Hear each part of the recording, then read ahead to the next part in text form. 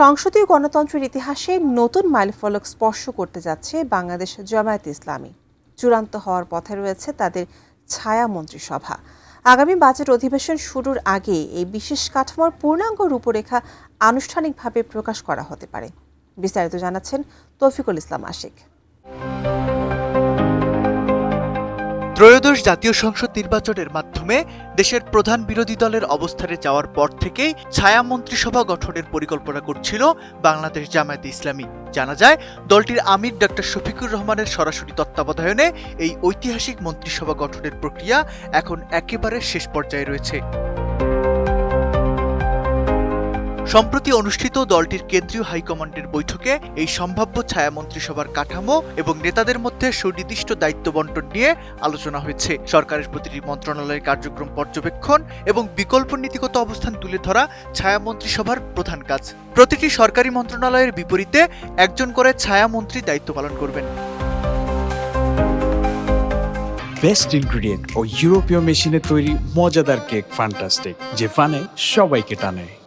জানা যায়, জামায়াতের এই সম্ভাব্য ছায়া মন্ত্রিসভায় অন্তর্ভুক্ত হতে যাচ্ছেন দলটির অত্যন্ত পরিচিত এবং হেভিওয়েট সব কেন্দ্রীয় নেতৃত্ব।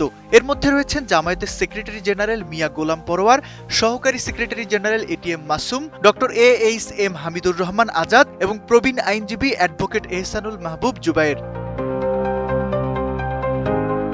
সাবেক ছাত্র শিবির নেতাদেরও বিভিন্ন মন্ত্রণালয়ের ছায়া প্রতিমন্ত্রীর দায়িত্ব দেওয়ার আলোচনা চলছে। পাশাপাশি মন্ত্রিসভায় বিভিন্ন বিশ্ববিদ্যালয়ে নির্বাচিত প্রতিনিধিদেরও রাখার পরিকল্পনা করছে জামায়াত ইসলামী।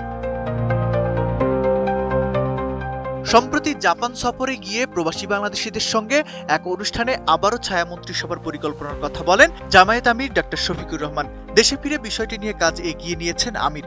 জানা যায়, আগামী বাজেট অধিবেশন শুরুর আগেই পূর্ণাঙ্গ রূপরেখা প্রকাশ করা হতে পারে।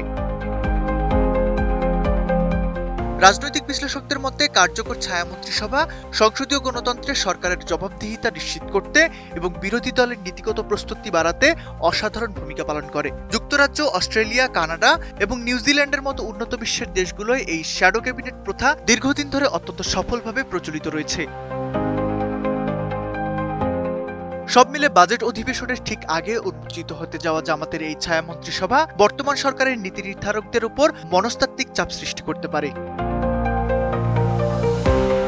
Toufiqul Ashiq, ATN news.